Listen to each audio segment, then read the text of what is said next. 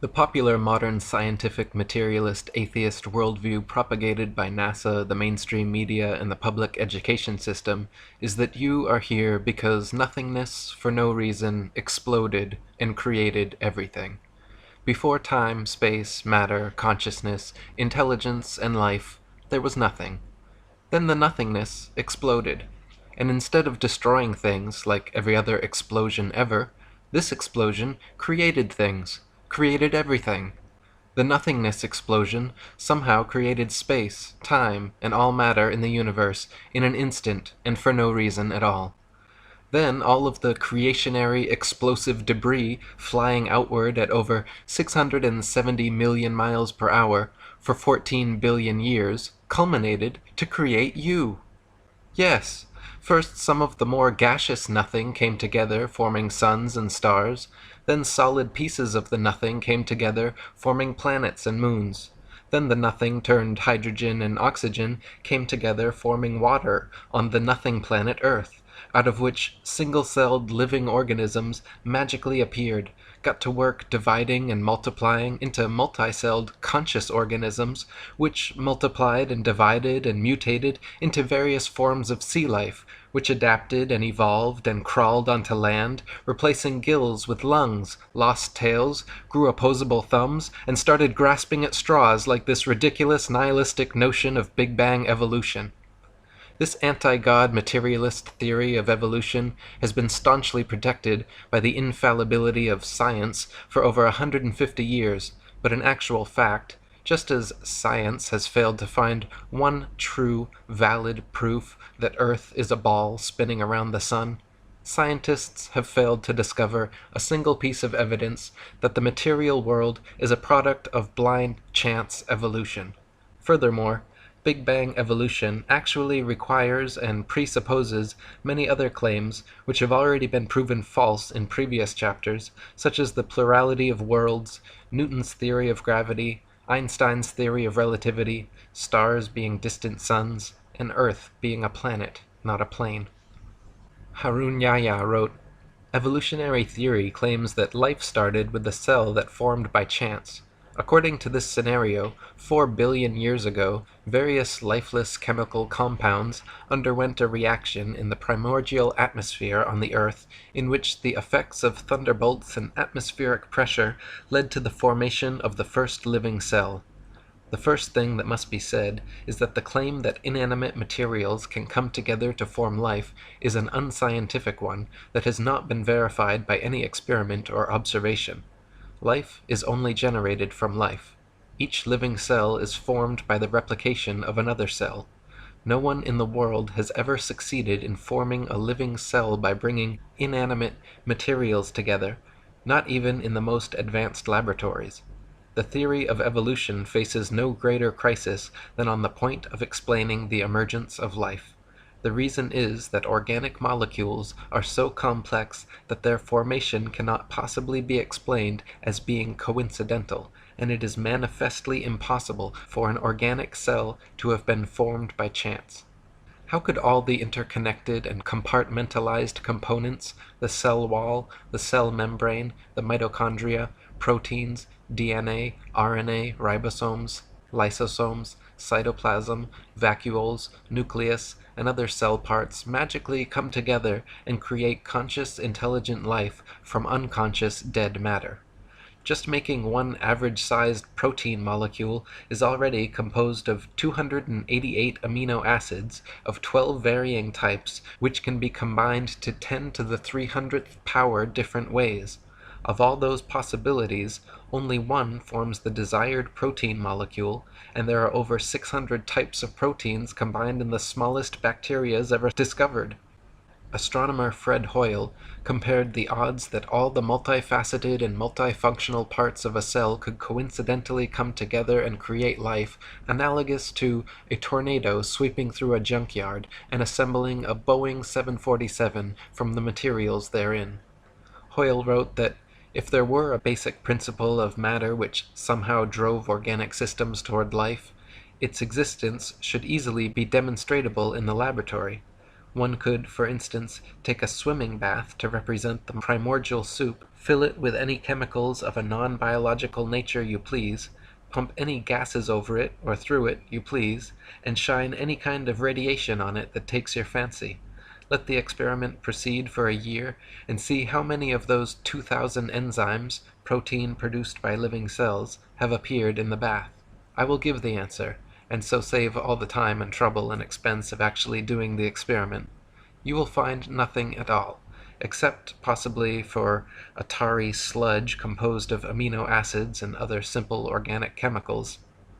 Even if scientists placed all the chemical substances necessary for life in a tank, applied to them any processes of their choice, and waited for billions of years, not a single living cell could or would ever form. Astrobiologist Chandra Wickraman Singh wrote, "The likelihood of the spontaneous formation of life from inanimate matter is 1 to a number with 40,000 zeros after it. It is big enough to bury Darwin and the whole theory of evolution. The beginnings of life were not random. They must have been the product of purposeful intelligence. From my earliest training as a scientist, I was very strongly brainwashed to believe that science cannot be consistent with any kind of deliberate creation. That notion has had to be painfully shed. At the moment, I can't find any rational argument to knock down the view which argues for conversion to God. We used to have an open mind.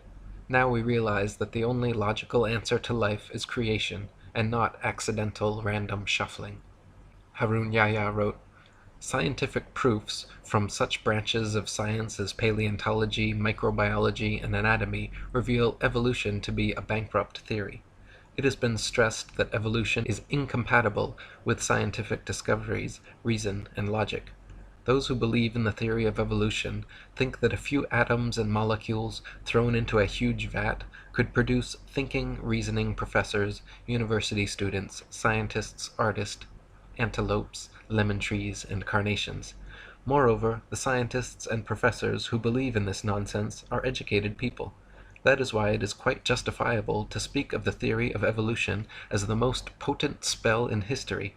Never before has any other belief or idea so taken away people's powers of reason, refused to allow them to think intelligently and logically, and hidden the truth from them as if they had been blindfolded. Consciousness, life, the beautiful diversity, complexity, and interconnectedness of nature and the universe simply could not be the result of some random coincidental physical phenomenon. If the likelihood of life forming from inanimate matter is 1 to the 10 to the 40,000th power, then those are precisely the magnificent odds against which the universe could be unintelligently designed. Even the simple formation of DNA and RNA molecules are similarly beyond the reach of chance to come together, equivalent to 1 times 10 to the 600th power, or 10 with 600 zeros afterwards. Such a mathematical improbability actually so closely borders the impossible that the word improbable becomes misleading. Mathematicians who regularly work with these infinitesimally small numbers say anything beyond 10 to the 50th power should be considered, for all intents and purposes, impossible. Dr. Leslie Orgel, an associate of Francis Crick, the discoverer of DNA, wrote, "It is extremely improbable that proteins and nucleic acids, both of which are structurally complex, arose spontaneously in the same place at the same time. Yet it also seems impossible to have one without the other. And so, at first glance, one might have to conclude that life could never in fact have originated by chemical means." Or as Turkish evolutionist Professor Ali Demirsoy stated, "The probability of the coincidental formation of cytochrome C, just one of the essential proteins for life, is as unlikely as the possibility of a monkey writing the history of humanity on a typewriter without making any mistakes. Some metaphysical powers beyond our definition must have acted in its formation." Harun Yahya wrote, "Let us suppose that millions of years ago a cell was formed which had acquired everything necessary for life, and that it duly came to life. The theory of evolution again collapses at this point, for even if this cell had existed for a while, it would eventually have died, and after its death, nothing would have remained, and everything would have been reverted to where it had started. This is because the first living cell, lacking any genetic information, would not have been able to reproduce and start a new generation.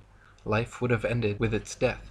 The genetic system does not only consist of DNA, the following things must also exist in the same environment: enzymes to read the code on the DNA, messenger RNA to be produced after reading these codes, a ribosome to which messenger RNA will attach according to this code, transfer RNA to transfer the amino acids to the ribosome for use in production, and extremely complex enzymes to carry out numerous intermediary processes.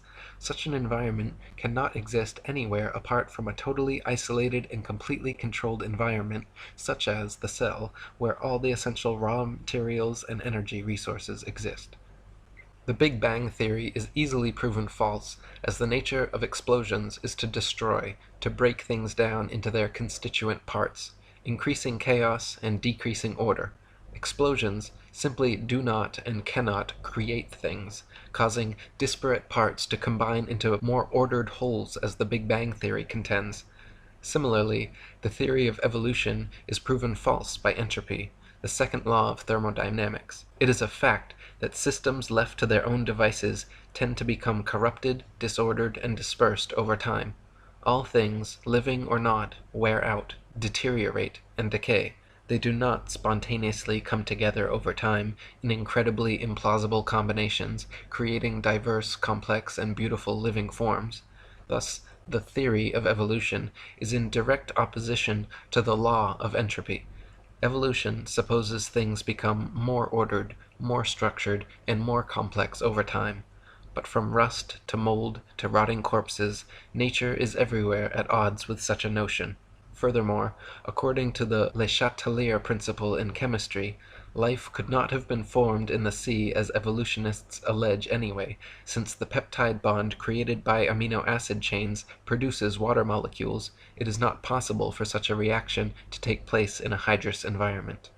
Harun Yahya wrote, "Organic matter can self-reproduce only if it exists as a fully developed cell with all its organelles in an appropriate environment where it can survive, exchange materials, and get energy from its surroundings. This means that the first cell on Earth was formed all of a sudden, together with its amazingly complex structure. What would you think if you went out hiking in the depth of a thick forest and ran across a brand new car among the trees? Would you imagine that various elements in the forest had come together by chance over millions of years and produced such a vehicle? All the parts in the car are made of products such as iron, copper, and rubber, the raw ingredients for which are all found on the earth. But would this fact lead you to think that these materials had synthesized by chance and then come together and manufactured such a car? There is no doubt that anyone with a sound mind would realize that the car was a product of an intelligent design, in other words, a factory, and wonder what it was doing there in the middle of the forest. The sudden emergence of a complex structure in a complete form, quite out of the blue, shows that this is the work of an intelligent agent. An extraordinarily complex system like the cell is no doubt created by a superior will and wisdom. In other words, it came into existence as a creation of God. Many facets of nature are far too complex, specialized, and perfect to have arisen simply due to blind chance changes over time. For example, the eye, with its various parts and mechanisms, all working together with the brain producing the sharpest, clearest 3D color images imaginable. Even the most advanced cameras and plasma screens ever produced by humans cannot provide an image as perfect in detail and clarity as our own eyes. Charles Darwin, the originator of the theory of evolution, himself admitted that the thought of the eye made him cold all over, as he knew what an impassable obstacle the eye presented for his theory. And it is the same with ears and audio equipment.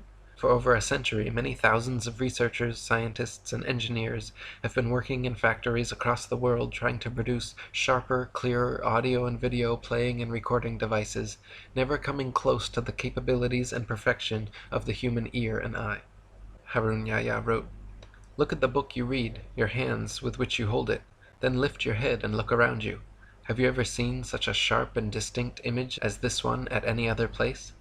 Even the most developed television screen produced by the greatest television producer in the world cannot provide such a sharp image for you. This is a three-dimensional, colored, and extremely sharp image. No one would say that a hi-fi or a camera came into being as a result of chance. So how can it be claimed that the technologies that exist in the human body, which are superior even to these, could have come into being as a result of a chain of coincidences called evolution?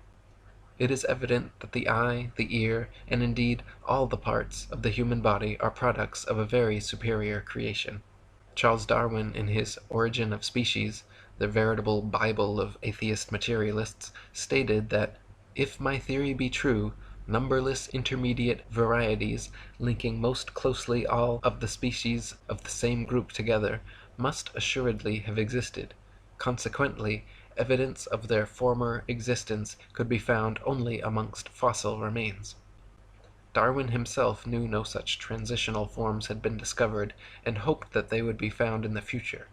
He even admitted in his Difficulties on Theory chapter that these missing intermediate forms were the biggest stumbling block for his theory. He called it the most obvious and gravest objection which can be urged against my theory. Harun Yahya wrote, "According to the theory of evolution, every living species has emerged from a predecessor. One species which existed previously turned into something else over time, and all species have come into being in this way. According to the theory, this transformation proceeds gradually over millions of years. If this were the case, then innumerable intermediary species should have lived during the immense period of time when these transformations were supposedly occurring. For instance, there should have lived in the past some half-fish, half-reptile creatures which had acquired some reptilian traits in addition to the fish traits which they already had. Or there should have existed some reptile bird creatures which had acquired some avian traits in addition to the reptilian traits they already possessed. Evolutionists refer to these imaginary creatures, which they believe to have lived in the past, as transitional forms. If such animals had really existed, there would have been millions, even billions of them. More importantly, the remains of these creatures should be present in the fossil record. The number of these transitional forms should have been even greater than that of present animal species, and their remains should be found all over the world." Darwin hoped that transitional forms of animal species gradually evolving into different species would eventually be discovered at some future time in the fossil record. To this day, however, no such transitional forms have ever been found anywhere in the world. Darwin's observations regarding natural selection and adaptation were certainly correct. So-called microevolution of various traits and characteristics within a species has been confirmed and widely exists. But macroevolution, the supposed transformation from one species into a completely different species, has never been observed, and no evidence of such evolution exists anywhere in the fossil record.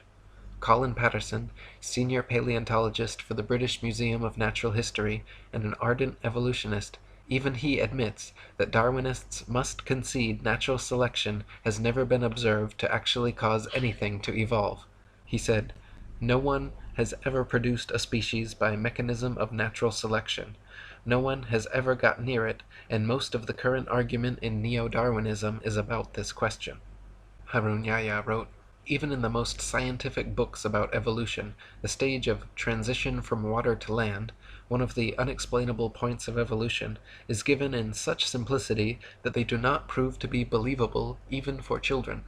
According to evolution, life began in water, and the first developed animals on Earth were fish. According to the story, one day fish species developed the ability to climb out of the water and moved on land. The theory continues that fish which chose to live on land had feet instead of fins, and lungs instead of gills. In most of the books about evolution, nobody explains why the transition occurred. Even in the most scientific sources, writers suddenly jump to conclusions like, "and transition from water to land occurred," without providing a satisfactory answer regarding how the process worked. Yet, how did this transformation occur? It is obvious that a fish cannot survive out of water for more than 1 or 2 minutes. If we assume that a drought really existed, as claimed by evolutionists, and fish were for some reason drawn to lands, then what would happen to fish even if this process lasts for 10 millions of years? The answer is straight. Fish leaving the water would inevitably die in a few moments. Even if this process lasted for 10 million years, the answer would still be the same.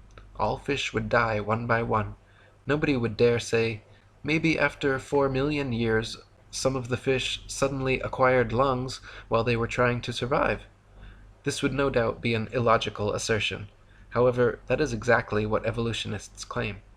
The theory of evolution supposes that life somehow originated and evolved in the sea until somehow something that had theretofore lived only underwater grew lungs and feet and started living on land. Darwinists claim fish, creatures living only underwater, turned into amphibians, creatures living on both land and water, and then amphibians evolved into reptiles, creatures living only on land. Then they propose some reptiles evolved wings and became birds, while other reptiles evolved and became mammals. None of these transitional forms have ever been found, however, nor could they realistically exist either. For example, amphibian eggs develop only in water, whereas amniotic eggs develop only on land, so some sort of gradual step-by-step evolution scenario is impossible, since without perfect, complete eggs, a species cannot survive. Reptiles, allegedly evolving into mammals, is another example of evolutionist wishful thinking. Reptiles are cold-blooded, lay eggs, do not suckle their young, have one middle ear bone, 3 mandible bones, and bodies covered in scales, whereas mammals are warm-blooded, have live births, suckle their young, have 3 middle ear bones, 1 mandible, and are covered in fur or hair. Far too many distinct differences for gradual evolution. Reptiles evolving wings is another sheer impossibility, as the structure of land-dwelling reptiles and air-dwelling birds are far too different. Engin Qurer, a Turkish evolutionist, admits the problem wings present to Darwin's theory. The common trait of the eyes and the wings is that they can only function if they are fully developed. In other words, a halfway developed eye cannot see. A bird with half-formed wings cannot fly. How these organs came into being has remained one of the mysteries of nature that needs to be enlightened. Harun Yahya wrote, "Although it is cloaked in the guise of science, the theory of evolution is nothing but a deceit defended only for the benefit of materialistic philosophy, a deceit based not on science but on brainwashing propaganda and fraud. The theory of evolution is a theory that fails from the very first step. The reason is that evolutionists are unable to explain even the formation of a single protein. Neither the laws of probability nor the laws of physics and chemistry offer any chance for the fortuitous formation of life. Does it sound logical or reasonable, when not even a single chance-formed protein can exist, that millions of such proteins combined in order to produce the cell of a living thing, and that billions of cells manage to form and then come together by chance to produce living things, and that from them generated fish, and that those that passed to land turned into reptiles, birds, and that this is how all the millions of different species on Earth were formed? They have never found a single transitional form such as a half-fish, half-reptile, or half-reptile, half-bird, nor have they been able to prove that a protein, or even a single amino acid molecule composing a protein, could have formed under what they call primordial Earth conditions. Not even in their elaborately equipped laboratories have they succeeded in doing that. Darwin's theory is a concept that concerns not only biology, chemistry, astronomy, and metaphysics, but actually formed the basis for a new political outlook as well. Within a very short time, this new progressive political attitude was redefined as social Darwinism, and as many historians have suggested, social Darwinism became the ideological basis of fascism, communism, and eugenics. Darwin's idea of natural selection and survival of the fittest were central to the insane ideologies of many of the 20th century's worst mass murderers, including Mao, Stalin, Lenin, Trotsky, Marx, and Pol Pot. Charles Darwin himself was a blatant racist who elucidated in his book The Descent of Man how blacks and aborigines, due to their inferiority to Caucasians, would be done away with by the civilized races in time. Freemasonic records state that Charles Darwin's grandfather, Erasmus Darwin, was a philosopher, scientist, and physician who advanced ideas on evolution back in the 18th century. Before coming to Derby in 1788, Dr. Darwin had been made a Mason in the famous time immemorial lodge of Canongate Kilwinning No. 2 of Scotland. He also maintained close connections to the Jacobin Masons in France and Adam Weishaupt's Illuminati. Sir Francis Darwin and Reginald Darwin, 2 of his sons, were also made Masons in Tyrian Lodge No. 253 at Derby. Charles Darwin does not appear on the rolls of the lodge, but it is most likely that he, like his grandfather, his sons, and his bulldog, T.H. Huxley, was a Mason. Charles wrote that he used to listen to his grandfather's ideas of evolution and was greatly influenced by them. Erasmus was the first man to put forward the notion of evolution in England. He was known as a respected person, but he had a very dark private life, and at least 2 illegitimate children. Charles himself would go on to marry his first cousin and have 3 children die due to complications from inbreeding. Harun Yahya wrote, Masons, thinking that Darwinism could serve their goals, played a great role in its dissemination among the masses. As soon as Darwin's theory was published, a group of volunteer propagandists formed around it, the most famous of whom was Thomas Huxley, who was called Darwin's bulldog. Huxley, whose ardent advocacy of Darwinism was the single factor most responsible for its rapid acceptance, brought the world's attention to the theory of evolution in the debate at the Oxford University Museum, in which he entered into on June 30th, 1860, with the Bishop of Oxford, Samuel Wilberforce. Huxley's great dedication to spreading the idea of evolution, together with his establishment connections, is brought into further light according to the following fact. Huxley was a member of the Royal Society, one of England's most prestigious scientific institutions, and, like nearly all the other members of this institution, was a senior Mason. Other members of the Royal Society lent Darwin significant support. In short, Darwin wasn't acting alone. From the moment his theory was proposed, he received the support that came from the social classes and groups whose nucleus was made up of Masons. An important example which proves the fact that Darwinism is one of the biggest deceptions of atheistic Freemasonry is a resolution carried in a Mason meeting. The 33rd Degree Supreme Council of Mizraim Freemasonry at Paris reveals in its minutes its promotion of evolution as science, while they themselves scoffed at the theory. The minutes read as follows. It is with this object in view, the scientific theory of evolution, that we are constantly, by means of our press, arousing a blind confidence in these theories. The intellectuals will puff themselves up with their knowledge, and without any logical verification of them, will put into effect all the information available from science, which our agentur specialists have cunningly pieced together for the purpose of educating their minds in the direction we want. Do not suppose for a moment that these statements are empty words. Think carefully of the successes we arranged for Darwinism. Atheistic Freemasonry in the United States has picked up the resolution of Mizraim before long. New Age magazine in its March 1922 issue stated that the kingdom of atheistic Freemasonry will be established by evolution and the development of man himself. As seen above, the false scientific image of evolution is a deception set in the 33rd degree atheist Masonic lodges. Atheist Masons openly admit that they will use the scientists and media which are under their control to present this deception as scientific, which even they find funny. The Mimar Sinan journal, published by the Turkish Great Freemasonry Lodge, has openly discussed their mission to use Darwinism to overthrow religion and belief in God. One article mentioned, "Today, the only valid scientific theory accepted both by most civilized countries and underdeveloped ones remains to be Darwinism. However, neither the Church nor other religions have collapsed yet. The legend of Adam and Eve is still being taught as religious teaching in holy books." In other words, it seems that one of the main goals of modern Masons, besides convincing people of the Ball Earth and Big Bang, is to abolish creationism and replace it with their godless myth of blind chance evolution. Just like Copernicus never claimed to have any new or special evidence for his heliocentric theory, Darwin never claimed to have any verifiable scientific evidence proving his evolution theory. Yet here we are 150 years later, no closer to a proof of either, but with the vast majority of indoctrinated sheeple convinced they are monkey men hanging from a spinning ball. Harun Yahya wrote, "When we look at the Western media carefully, we frequently come across news dwelling on the theory of evolution.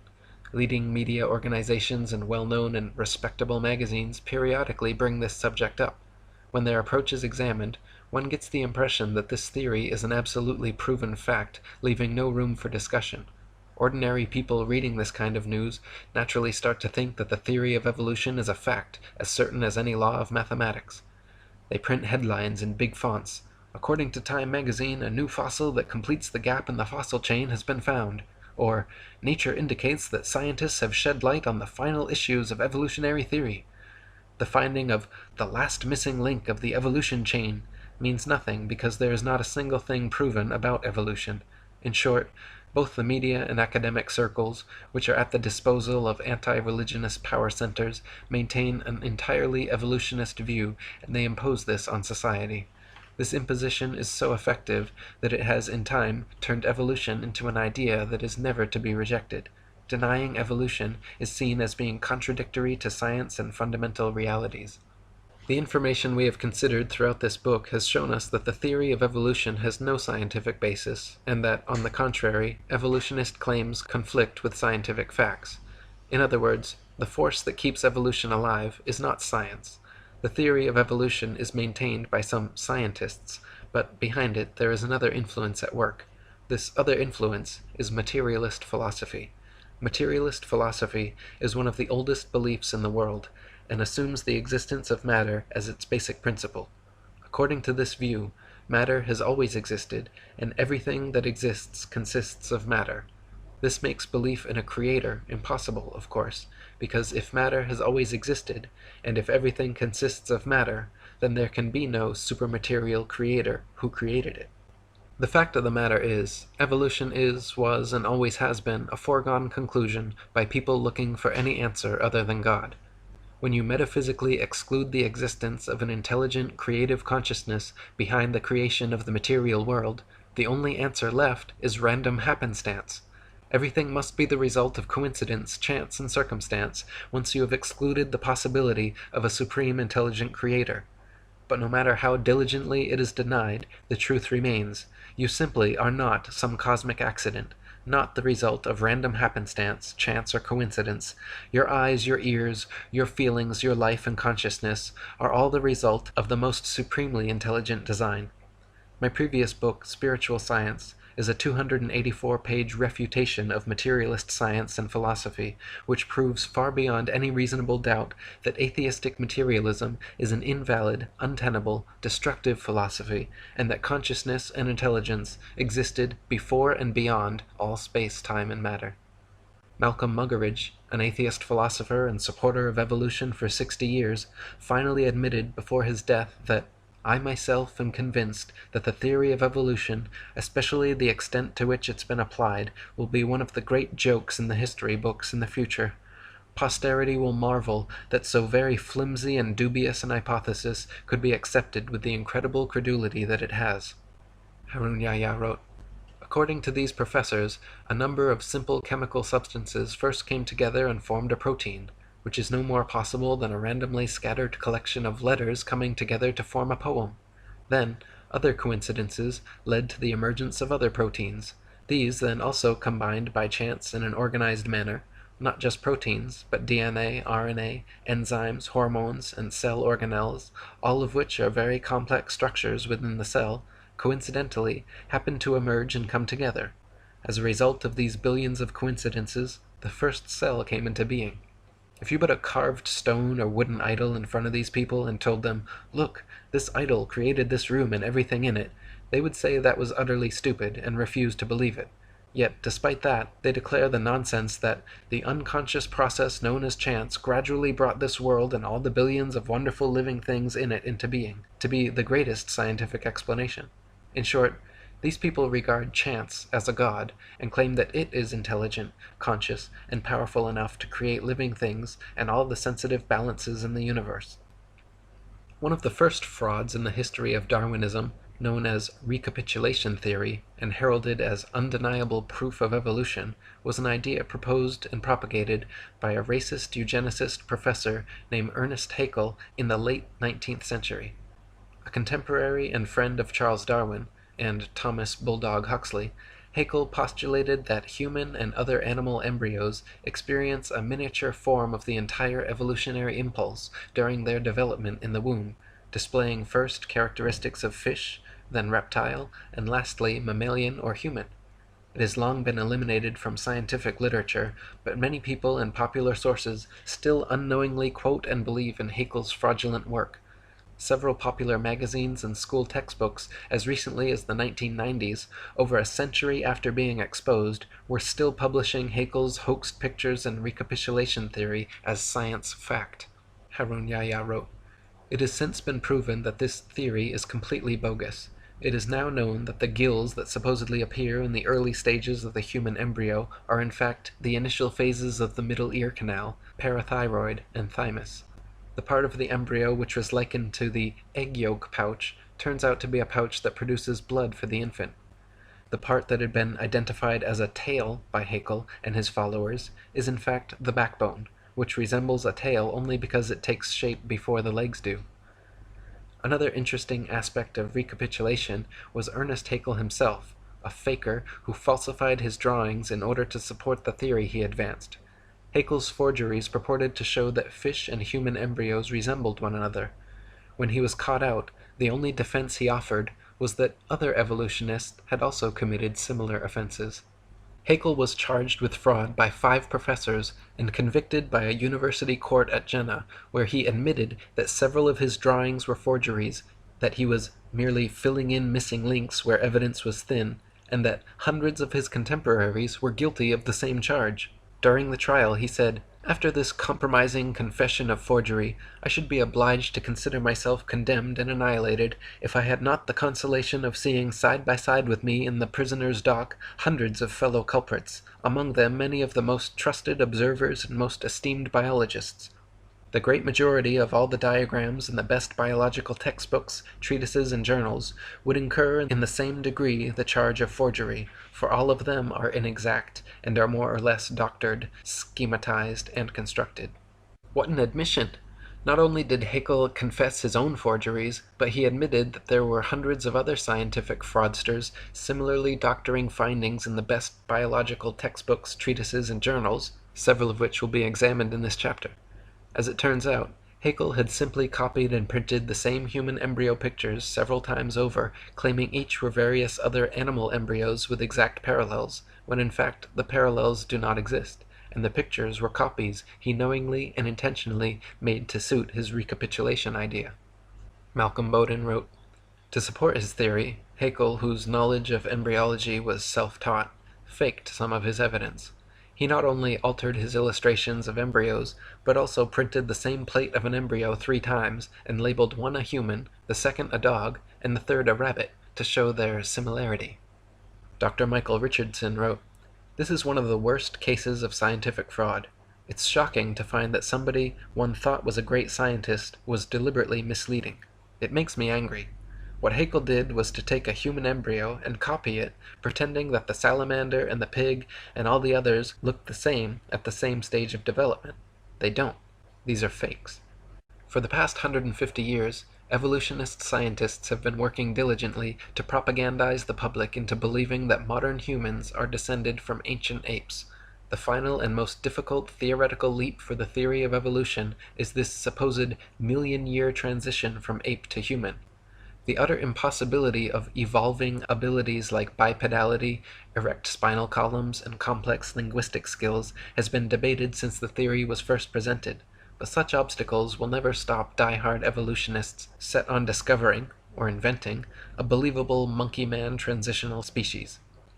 The first of these convenient evolutionary discoveries was the Neanderthal man, found in the Neander Valley of Germany in 1856. Just in time for the release of Darwin's Origin of Species. To this day, reconstructed drawings of hairy ape-like Neanderthal men are depicted in scholarly journals and school textbooks, and claim to be a missing evolutionary link. The fact is, however, that all so-called Neanderthal remains have never been shown to be any more different from modern humans than an Asian from a Caucasian, or an Inuit from an Aborigine. Also, the skull size shows its brain was actually 13% larger than the average brain of modern man, making it impossible to be an intermediary between man and ape. Even Time magazine in 1971 proclaimed the primitiveness of Neanderthal to be unwarranted, that he could walk the street today unrecognized. One writer even commenting that historians of the future may declare all of us insane for not detecting and refuting this incredible blunder with adequate determination.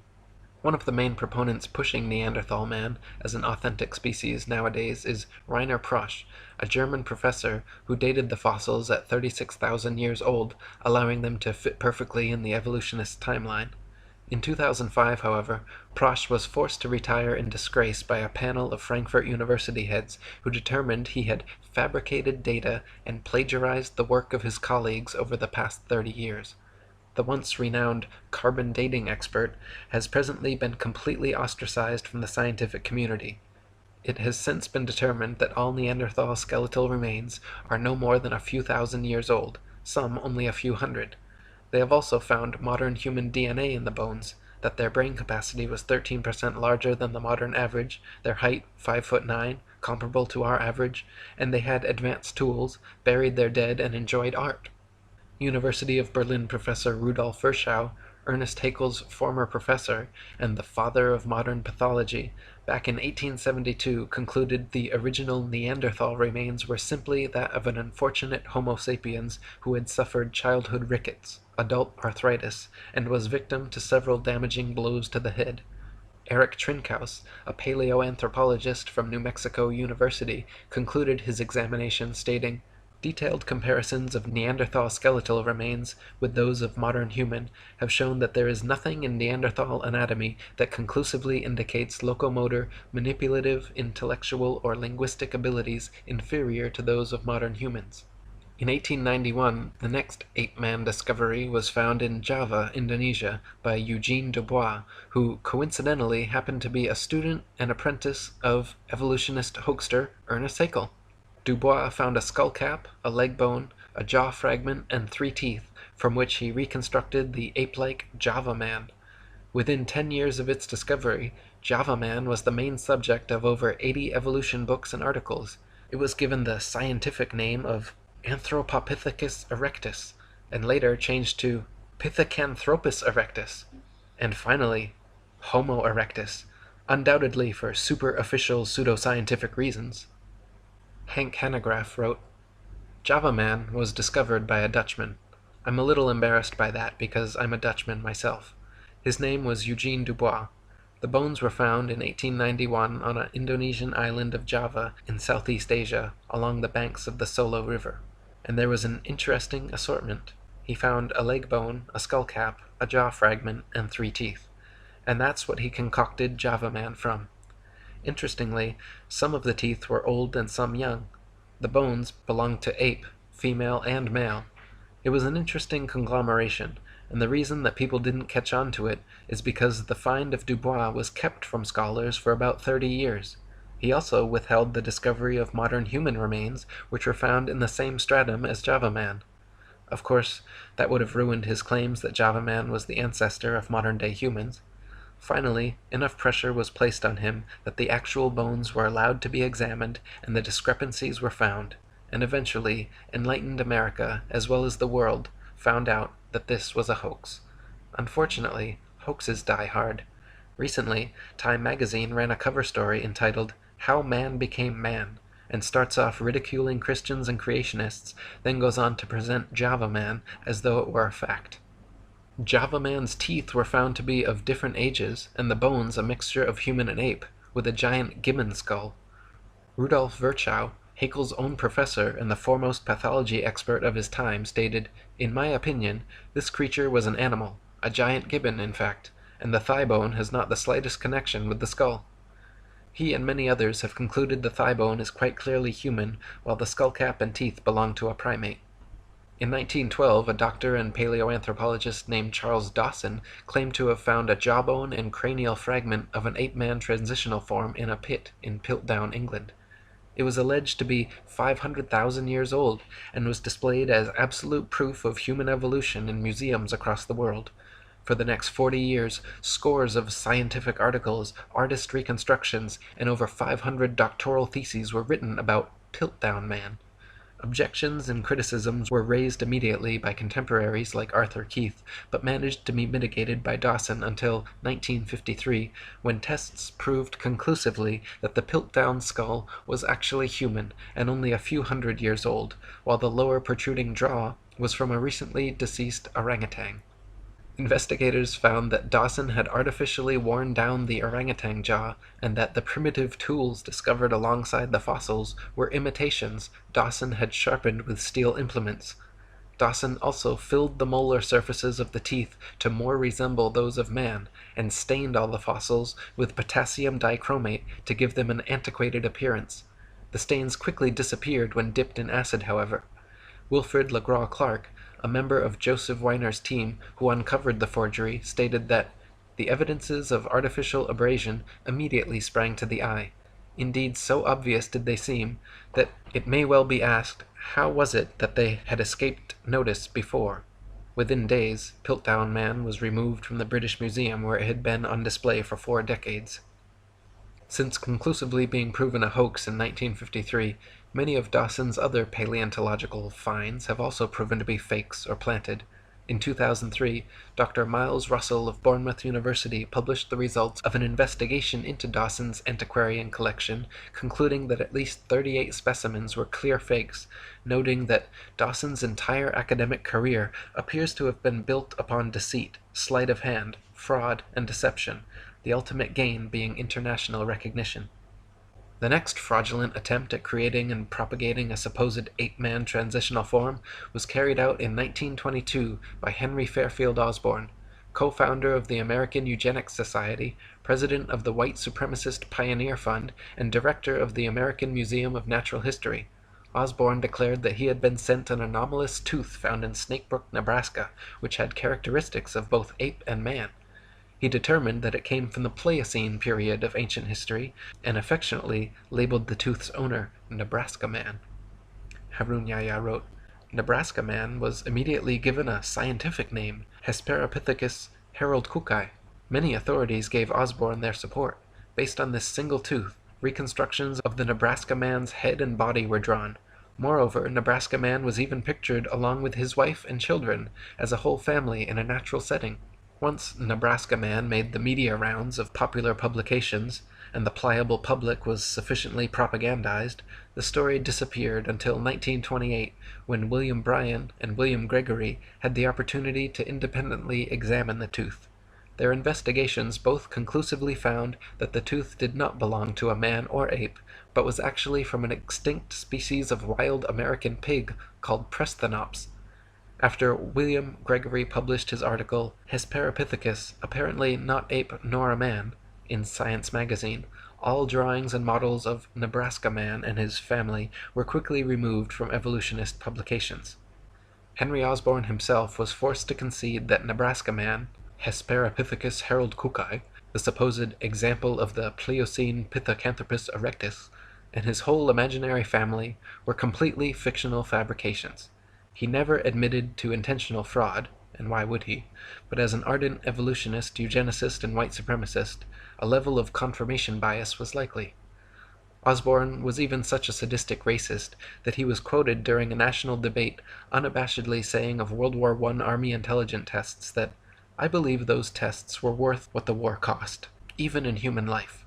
We have learned once and for all that the Negro is not like us." Harun Yahya wrote, after Darwinism advanced the claim with his book The Descent of Man that man evolved from ape-like living beings, he started to seek fossils to support this contention.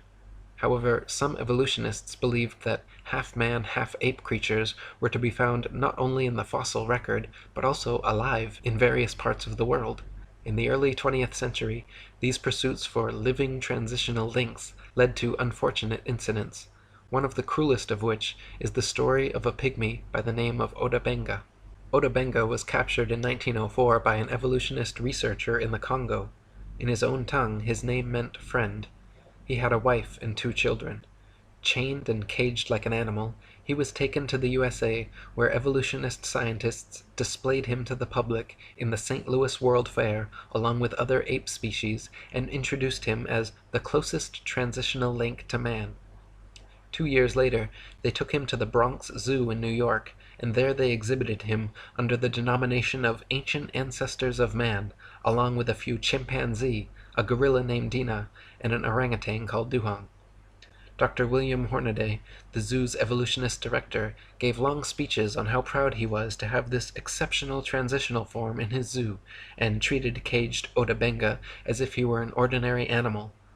Unable to bear the treatment he was subjected to, Otabenga eventually committed suicide. Piltdown Man, Nebraska Man, Otabenga. These scandals demonstrate that evolutionist scientists do not hesitate to employ any kind of unscientific method to prove their theories. In 1927, Davidson Black declared he had discovered 5 crushed skulls and several teeth near Beijing belonging to an ancient ape-man species now widely known as pecking man, or baking man. Somewhere between 1941 and 1945, all the original bones were mysteriously lost, however, leaving only a few plaster casts left to examine. At the same site where this supposed missing link was found, there were also found the remains of 10 fully human skeletons who quarried nearby limestone, built fires, and left behind a variety of tools. Many scientists now believe the tools were used on Peking man rather than by them. The back of the skulls were all bashed in, and in that part of the world, monkey brains are a delicacy, so it is likely that Peking man were actually Peking apes, and they were man's meal, not man's ancient ancestor. In 1974, Donald Johanson discovered Lucy, a 3-foot-tall, supposedly 3 million-year-old Australopithecine in Ethiopia. Widely publicized as our oldest direct human ancestor, Lucy made the usual rounds of scientific magazine journals and school textbooks. Don Johanson modestly claimed that Lucy was the most important find made by anyone in the history of the entire human race, and the media heralded him a hero. He was promoted from assistant professor to receiving his own Institute for Human Biology at Berkeley. During all this time, he never allowed scientists to examine Lucy's bones until 1982, 8 years later. Since then, and as more Australopithecine skeletons have been found and examined, however, many leading evolutionists agree that Lucy is simply an extinct type of ape, similar to modern pygmy chimpanzees, and nothing more. They may have walked slightly more upright than most apes, but were not bipedal or erect, could not talk, spent most of their time on trees, and walked on all fours. Lord Solly Zuckerman and Professor Charles Oxnard did 15 years of research on Australopithecines along with a team of 5 specialists, coming to the conclusion that all the various specimens of Australopithecus they examined were only an ordinary ape genus and definitely not bipedal. The French Science and Life magazine ran the cover story in May 1999, Goodbye Lucy, writing about how Lucy, the most famous fossil of Australopithecus, was not the root of the human race and needs to be removed from our supposed family tree. However, even now in 2014, a movie named Lucy has just been released by Masonic Universal Pictures, where the Lucy ape-woman fraud is still treated as scientific fact throughout the entire movie. In 1982, a skull fragment found in the Spanish town of Ors was held to be the oldest fossilized human remain ever found in Eurasia. Ors Man was supposedly a 17-year-old ape-man who lived between 900,000 and 1,600,000 years ago, and was presented to the world with the usual reconstructed drawings showing a young, hairy man-ape teenager. In 1983, however, a team of scientists from France concluded that the skull fragment was actually from a 4-month-old donkey. A 3-day scientific symposium had been scheduled so experts could examine and discuss the bone, but was immediately cancelled after the French investigation. Embarrassed Spanish officials sent out 500 letters to the would-be attendees apologizing. After more conclusive tests, the Daily Telegraph on May 14, 1984 carried the headline, "Ass Taken for Man."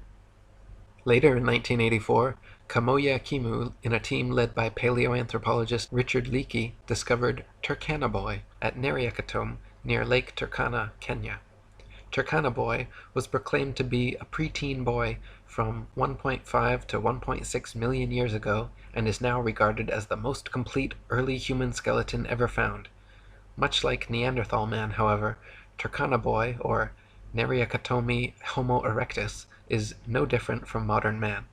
American paleoanthropologist Alan Walker said, "I doubt the average pathologist could tell the difference between the fossil skeleton and that of a modern human." He wrote that he laughed upon first seeing it because it looked so much like a Neanderthal.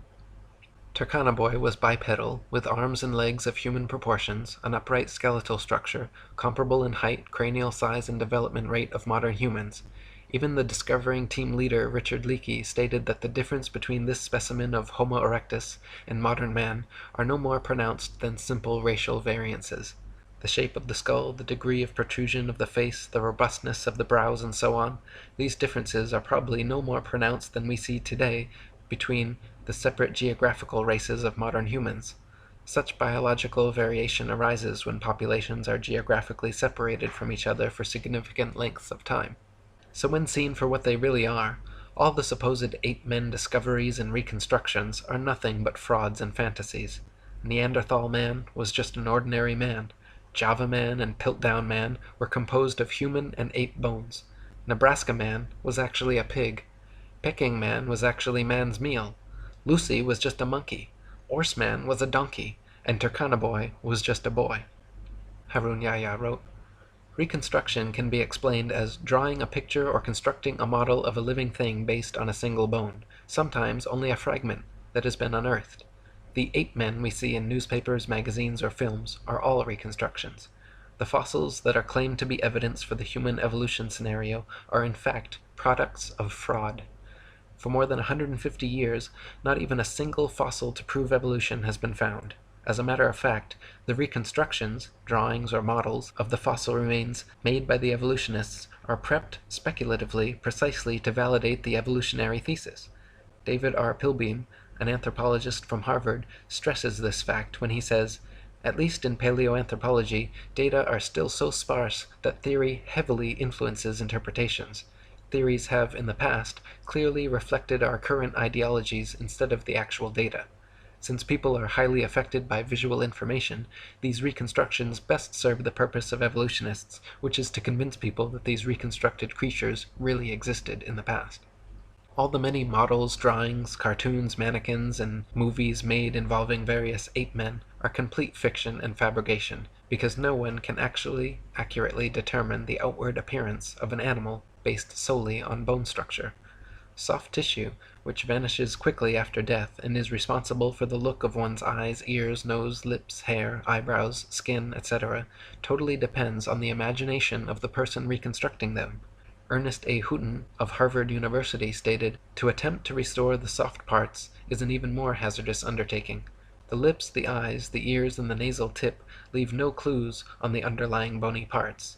You can with equal facility model on a Neanderthaloid skull the features of a chimpanzee or the lineaments of a philosopher. These alleged restorations of ancient types of man have very little if any scientific value, and are likely only to mislead the public. So put not your trust in reconstructions." There is no concrete fossil evidence to support the ape-man image which is unceasingly promulgated by the media and evolutionist academic circles. With brushes in their hands, evolutionists produce imaginary creatures. Nevertheless, the fact that these drawings correspond to no matching fossils constitutes a serious problem for them. One of the interesting methods they employ to overcome this problem is to produce the fossils they cannot find. Piltdown Man, which may be the biggest scandal in the history of science, is a typical example of this method. The current evolutionist ape-to-human transitional theory goes Australopithecus, Homo habilis, Homo erectus, Homo sapiens. Australopithecus, which means southern ape, has been proven to be nothing but an extinct ape which closely resembles many modern chimpanzees in height, arm and leg length, skull shape, teeth, mandibular structure, and many other details. Homo habilis, a hypothetical classification created in the 1960s by Turkana Boy team leader Richard Leakey, was what evolutionists deemed necessary to exist between Australopithecus and Homo erectus because the jump was far too drastic. There needed to be a species of ape-man with a larger cranial capacity that could walk upright and use tools. Serendipitously for his career, fossils unearthed in the late 1980s were deemed Homo habilis, and Leakey was regarded a scientific genius. That is, until his contemporaries Bernard Wood and C. Loring Brace determined the Homo habilis arms were too long, legs were too short, and skeletal structure too ape-like to be anything but an ape. Their fingers and toes were that of tree climbers, and their jaws and cranial capacities were comparable to modern apes. American anthropologist Holly Smith in 1994 concluded Homo habilis was not homo, or human at all, but simply an ape, just like Australopithecus. She stated that restricting analysis of fossils to specimens satisfying these criteria, patterns of dental development of Australopithecines and Homo habilis remain classified with African apes. Those of Homo erectus and Neanderthals are classified with humans. So, Australopithecus and Homo habilis, the first two classifications, are both actually fully ape, while Homo erectus and Homo sapiens, the second two classifications, are in fact fully human and comparable to modern man, with variances no greater than the natural variances of race and genetics. So even after 150 years of discoveries, evolutionists are no closer to finding a true transitional species existing between ape and man, and no closer to proving their theory. Nor can they answer how apes could develop bipedality, human arm and leg length ratios, erect spinal columns, and complex linguistic skills. If humans evolved from apes, why do apes still exist? Why don't any of these supposed transitional forms still exist now, and where are true examples in the fossil record? The class Dinosauria was originally defined by Sir Richard Owen of the Royal Society and Superintendent of the British Museum Natural History Department in 1842. Or, in other words, the existence of dinosaurs was first speculatively hypothesized by a knighted museum head coincidentally in the mid-19th century during the heyday of evolutionism, before a single dinosaur fossil had ever been found.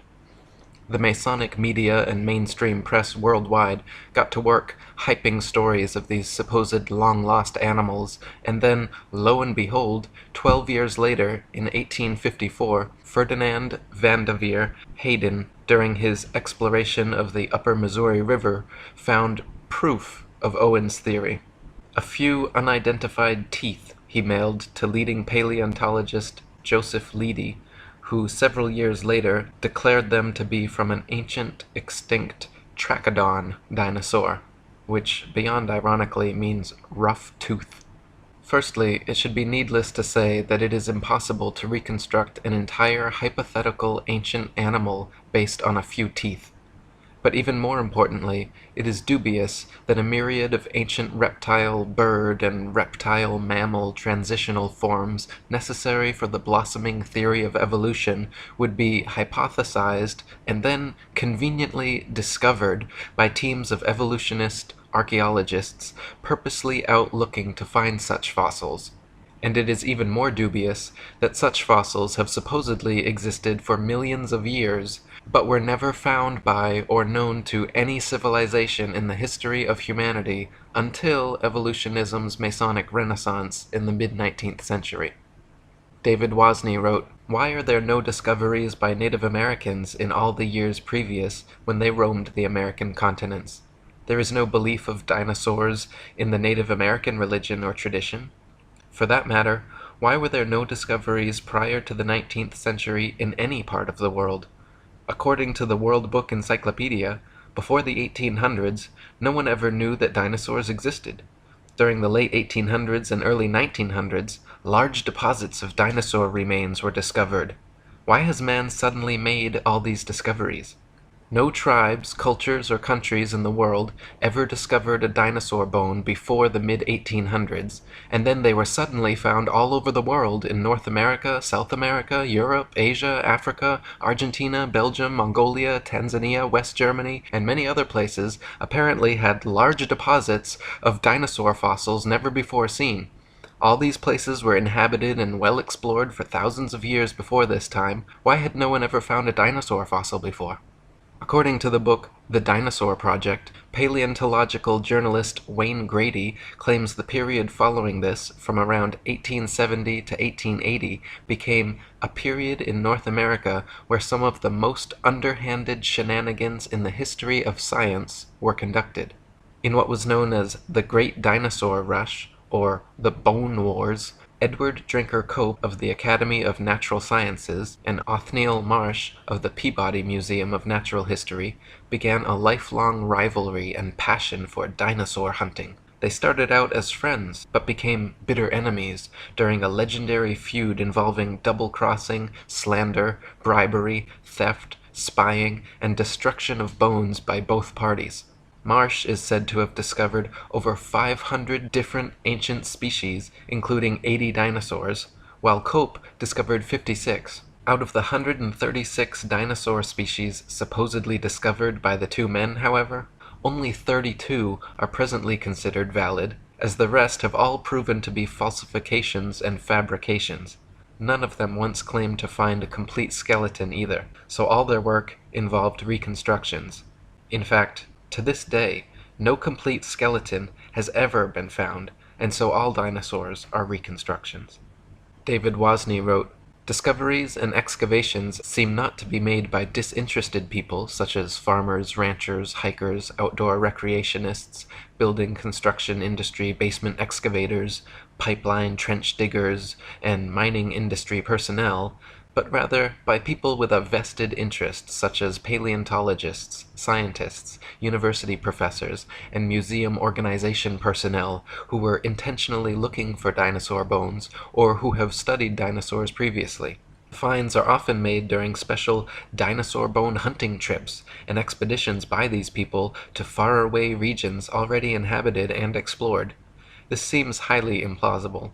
More believable is the case of the discovery of the first original Dead Sea Scrolls in 1947, which were unintentionally discovered by a child and which were all published by 1955. In some cases of a discovery of dinosaur bones by a disinterested person, it was suggested to them by some professional in the field to look or dig in a certain area.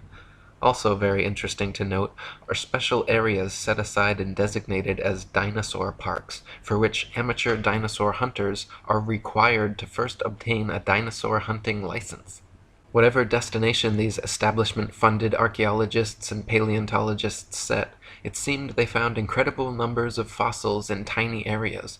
In one of the largest dinosaur excavation sites, called the Ruth Mason Quarry, over 2,000 fossils were allegedly discovered. Casts and original skeletons assembled from these bones are currently on display in over 60 museums worldwide. Florentino Ameghino, head of paleontology at La Plata Museum, is amazingly responsible for 6,000 fossil species supposedly discovered throughout his career, all in Argentina.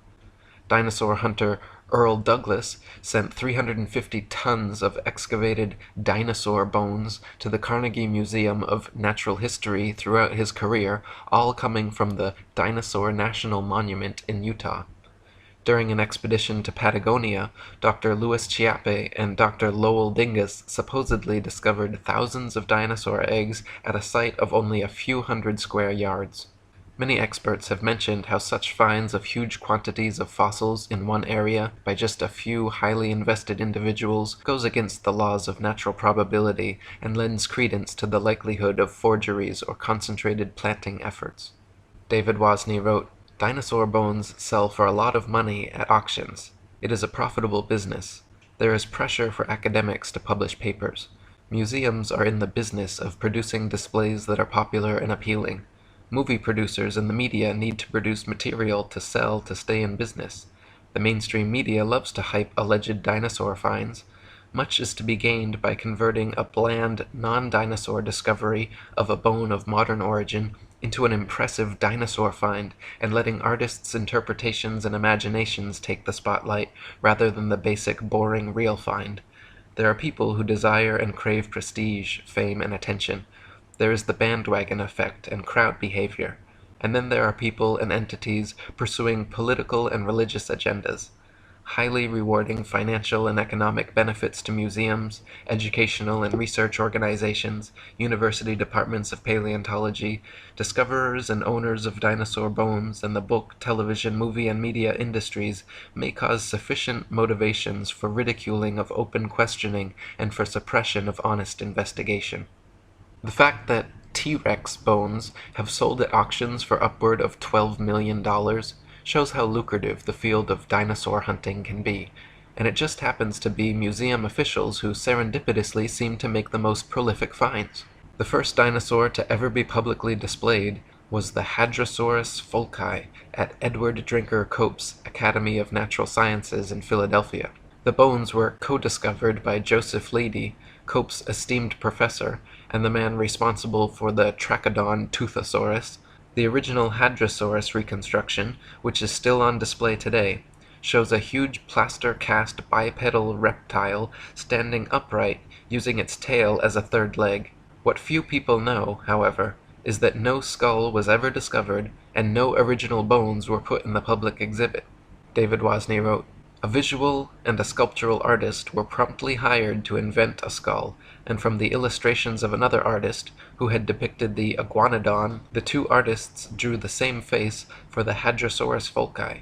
The people involved could now technically defend the existence of this dinosaur if someone were to ask.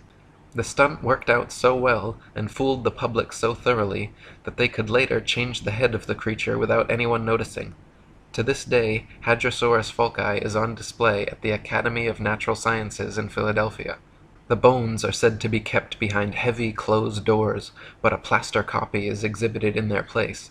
So we learn of an iguana skull being substituted for the skull of a dinosaur on display. What was the public told at the time? What are we not being told today? What we are not being told is that this is the rule and not the exception.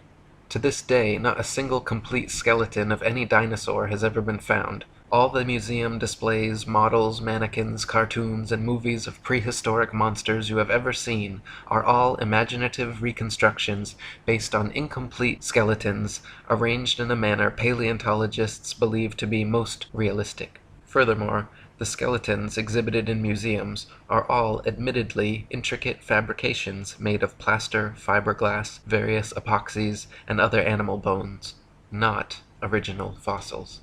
When dinosaur bones are transported and prepared, they use strips of burlap soaked in plaster to jacket over the fossils. Then, after applying a tissue separator to keep the plaster from direct contact with the bone, the soaked burlap strips are laid on until it is totally encased in a protective, mummy-like coating ready for safe transport. In an article titled, "A Fossil's Trail from Excavation to Exhibit," one insider remarked that, "Through mold making and casting, we can totally fabricate limbs, ribs, vertebrae, etc. for the missing pieces of an articulated skeletal mount. Plaster, fiberglass, and epoxies are often and commonly used. In reconstruction work on single bones, small to large cracks can be filled in with mache or plaster mixed with dextrin, a starch that imparts an adhesive quality and extra hardness to regular molding plaster. We've also had success using epoxy putties. Large missing fragments can be sculpted directly in place with these same materials." In other words, museum personnel work with plaster and other materials to transport and fabricate skeletons and missing or incomplete bones all the time. In fact, the huge dinosaur bone displays found in museums across the world are admittedly carefully prepared fakes. No independent researcher has ever examined a real dinosaur. They claim all the actual fossils are kept in high-security storage, but only a select few paleontologists are ever allowed to examine them, so the ability to ascertain their authenticity is kept from the general public. Robin Kofod wrote, "Most people believe that dinosaur skeletons displayed in museums consist of real dinosaur bones. This is not the case. The real bones are incarcerated in thick vaults to which only a select few highly placed researchers hold a key, which means that no independent researcher has ever handled a Tyrannosaurus rex bone. When people unaffiliated with the paleontological establishment attempt to gain access in order to study these dinosaur bones, they are met with refusal upon refusal.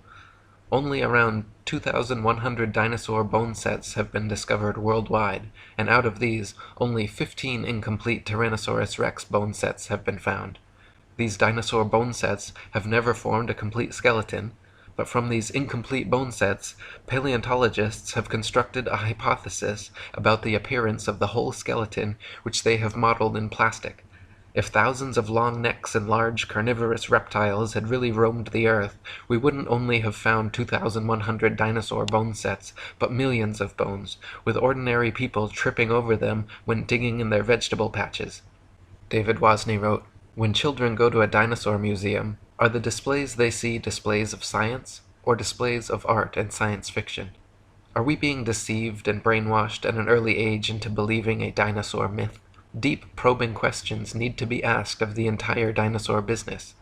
There may have been an ongoing effort since the earliest dinosaur discoveries to plant, mix, and match bones of various animals such as crocodiles, alligators, iguanas, giraffes, elephants, cattle, kangaroos, ostriches, emus, dolphins, whales, rhinoceroses, etc., to construct and create a new man-made concept, prehistoric animal called the dinosaur. Where bones from existing animals are not satisfactory for deception purposes, plaster substitutes may be manufactured and used. Some materials similar or superior to plasticine clay or plaster of Paris would be suitable. Molds may also be employed. What would be the motivation for such a deceptive endeavor? Obvious motivations include trying to prove evolution, trying to disprove or cast doubt on the Bible and the existence of a God, and trying to disprove the young Earth theory. The dinosaur concept implies that if God exists, he tinkered with his idea of dinosaurs for a while, then probably discarded or became tired of this creation, and then went on to create man. The presented dinosaur historical timeline suggests an imperfect God who came up with the idea of man as an afterthought, thus demoting the biblical idea that God created man in his own image. Type dinosaur skulls into a search engine, and you will find a variety of replicas, tailor-made dinosaurs, and museum-quality skeletons. One of the largest and most renowned suppliers of fake dinosaurs is the Zigong Dino Ocean Art Company in Sichuan, China, which provides natural history museums worldwide with ultra-realistic dinosaur skeletons made from real bones. Chicken, frog, dog, cat, horse, and pig's bones are melted down, mixed with glue, resin, and plaster, then used as base material for recasting as dinosaur bones. They are even given intentional fractures and an antiquated, fossilized look to achieve the right effect. Their website boasts over 62% of our output goes to American and European markets, which means we will understand and are familiar with the intricacies and regulation of exporting to these regions. Since we are a partner of dinosaur museums, all products are made under the guidance of experts of the Chinese Academy of Sciences. We have gained a global sales network reaching the USA, Brazil, France, Poland, Russia, Germany, Saudi Arabia, South Korea, Thailand, Indonesia, exhibited in Peru, Argentina, Vancouver, Cincinnati, Chicago, and other places. As Alan Fiducia, University of North Carolina paleontology professor, wrote, I have heard there is a fake fossil factory in northeast China, in Liaoning province near the deposits where many of these recent alleged feather dinosaurs were found. Or as David Wozni wrote, the possibility exists that key dinosaur bones on display have been artificially modified through sculpture and carving. Bone sculpture is not an unknown human activity. Many cultures participate in creating man-made objects out of existing bones, totally unrecognizable from the original shape. Is the dinosaur industry a customer of this sort of business?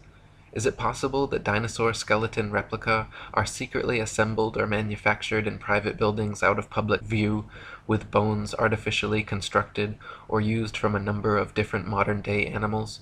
Why bother having any authentic original fossils at all if alleged replicas please the public? Another problem with dinosaurs is their unnatural structural dynamics.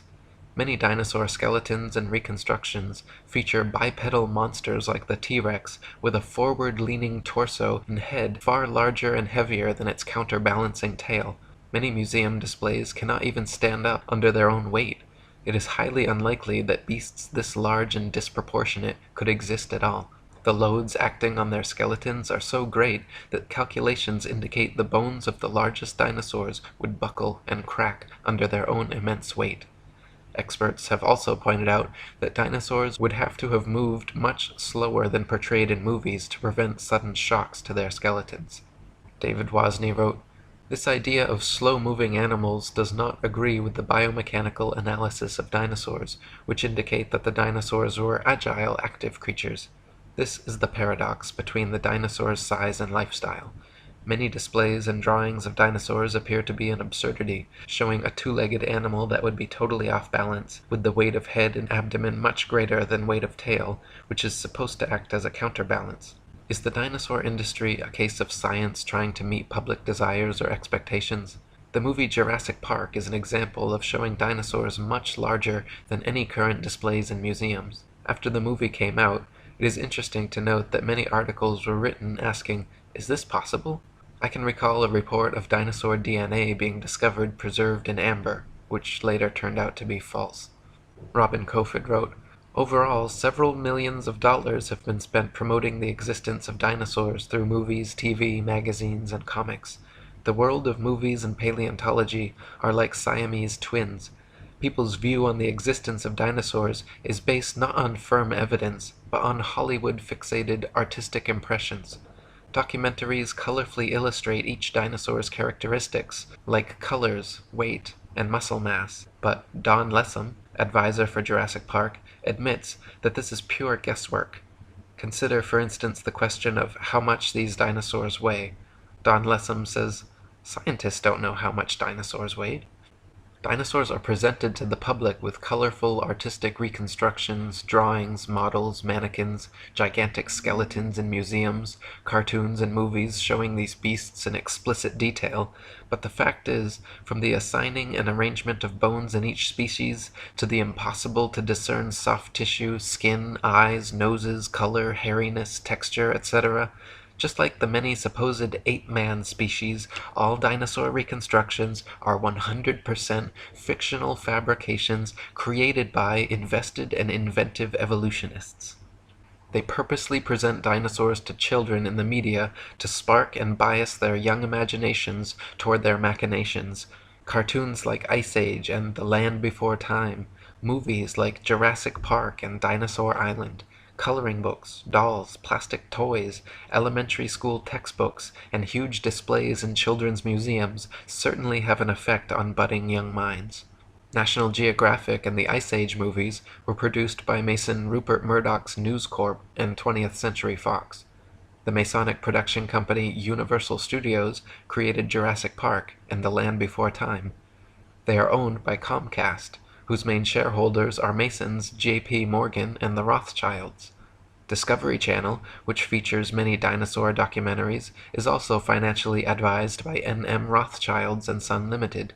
Former paleontology student Michael Forsell claimed on a radio interview with leading paleontologist Jack Horner that he was a total fraud, fabricating evidence and perpetuating the myth of dinosaurs. He continued on saying, "I started my career in the field of paleontology only to leave my studies once I realized the whole thing was a sham. It's nonsense. Most of the so-called skeletons in museums are actually plaster casts. They even do it openly on documentaries now, preserving the bones my ass. I struggled as a student mainly because I could not tell the difference between a fossilized egg and an ordinary rock, and of course there is no difference. I was treated like a leper when I refused to buy into their propaganda and promptly left the course. Dinosaurs never existed. The whole shebang is a freak show. They just grab a couple of old bones and form them into their latest Frankenstein's monster-like exhibit. We are all being fooled and it's wrong, but together we can stop it." Many claim that since dinosaur fossils have been radiometrically dated to be tens of millions of years old, that their authenticity is thus proven. The fact is, however, that the methods used to date dinosaur fossils involve not measuring the actual fossils, but the rocks near where they are found. Most fossils are found near the surface of the Earth, and if a modern-day animal were to die in the area, paleontologists would be likely to date them the same age. Dr. Margaret Helder, in her book Completing the Picture, a handbook on museums and interpretive centers dealing with fossils, she writes, "Scientists used to be very impressed with the potential of radiometric for coming up with absolutely reliable ages of some kinds of rocks. They do not feel that way anymore. Having had to deal with numerous calculated dates which are too young or too old compared with what they expected, scientists now admit that the process has many more uncertainties than they ever would have supposed in the early years. The public knows almost nothing about uncertainties in the dating of rocks. The impression that most people have received is that many rocks on Earth are extremely old and that the technology exists to make accurate measurements of the ages. Scientists have become more and more aware, however, that the measurements which the machines make may tell us nothing about the actual age of the rock." One of the main reasons that evolutionists needed the existence of dinosaurs was to answer the complicated problems present in the theory of evolution, including sea-dwelling animals evolving into land dwellers, reptiles evolving wings, feathers, flying and becoming birds, as well as other reptiles evolving warm blood, live births, breasts, and becoming mammals, through their imaginary multi-million-year timeline and a variety of supposed transitional dinosaur forms.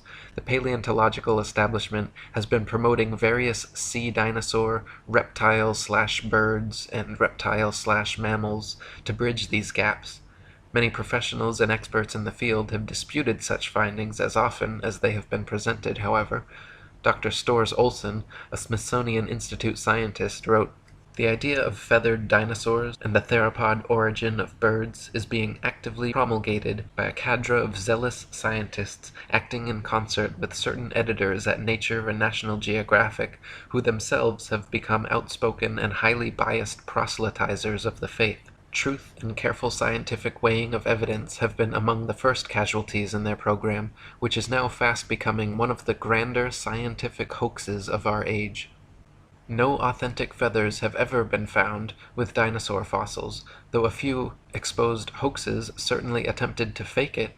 Dr. Olson called the adding of feathers to their findings hype, wishful thinking, propaganda, nonsense fantasia, and a hoax.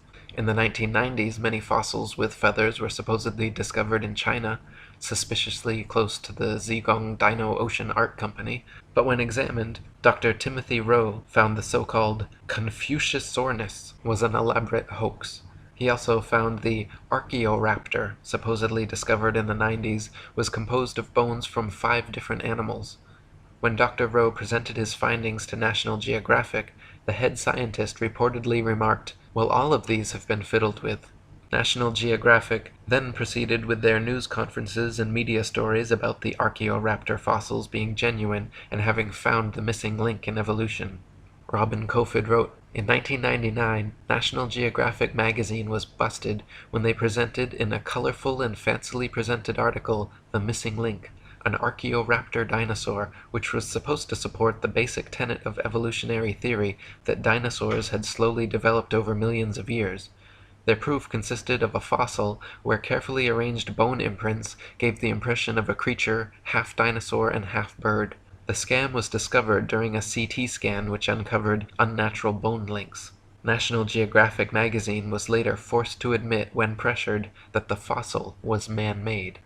Paleontologists claim that Archaeopteryx is another transitional form of bird evolved from dinosaurs, but this theory falls on its face against overwhelming evidence to the contrary. Other species like Confuciusaurus, Launingornis, and Eolalavis have all been found to be contemporary with the Archaeopteryx and are indistinguishable from present-day birds. Alan Fiducia from University of North Carolina, one of the most famous ornithologists in the world, stated, "I've studied bird skulls for 25 years, and I don't see any similarities whatsoever. I just don't see it. Theropod origin of birds, in my opinion, will be the greatest embarrassment of paleontology of the 20th century." Larry Martin from the University of Kansas, a paleo-ornithologist, says, "To tell you the truth, if I had to support the dinosaur origin of birds with those characters, I'd be embarrassed every time I had to get up and talk about it." Even if dinosaurs did evolve into birds to fill their evolution gap, it does not explain how something like the common housefly could have evolved. Flies flap their wings simultaneously 500 times per second. Even the slightest dissonance in vibration would cause them to lose balance and fall. But this never happens. How could they evolve such an amazing and specialized ability? Why were dinosaurs never discovered before the evolutionist renaissance in the mid-19th century? Why do paleontologists think they can reconstruct an entire species of ancient animal from a few teeth? Why have so many dinosaur discoveries turned out to be hoaxes? Why are all authentic dinosaur fossils kept under tight lock and key away from any independent analysis? Why has erosion and weathering not destroyed all these supposed prints and fossils that are allegedly millions of years old? If dinosaurs were supposedly wiped out by a meteor impact or other such catastrophe, why is it that all the other various animal species that exist today were not similarly wiped out? There are many more questions which need to be answered before anyone in their right mind should consider the existence of dinosaurs anything but a convenient evolutionist myth. Robin Kofod wrote, "The paleontological establishment can control which hypotheses will be constructed through textbooks and the curriculum. In this way, students are brainwashed into a pseudo-reality controlled by text material and the teacher's authority. A short practical example. A random dental bone is found at an excavation site, and from this dental bone the rest of the skeleton is guessed at. We are not kidding about this. The entire dinosaurian field of the paleontological program is a sham."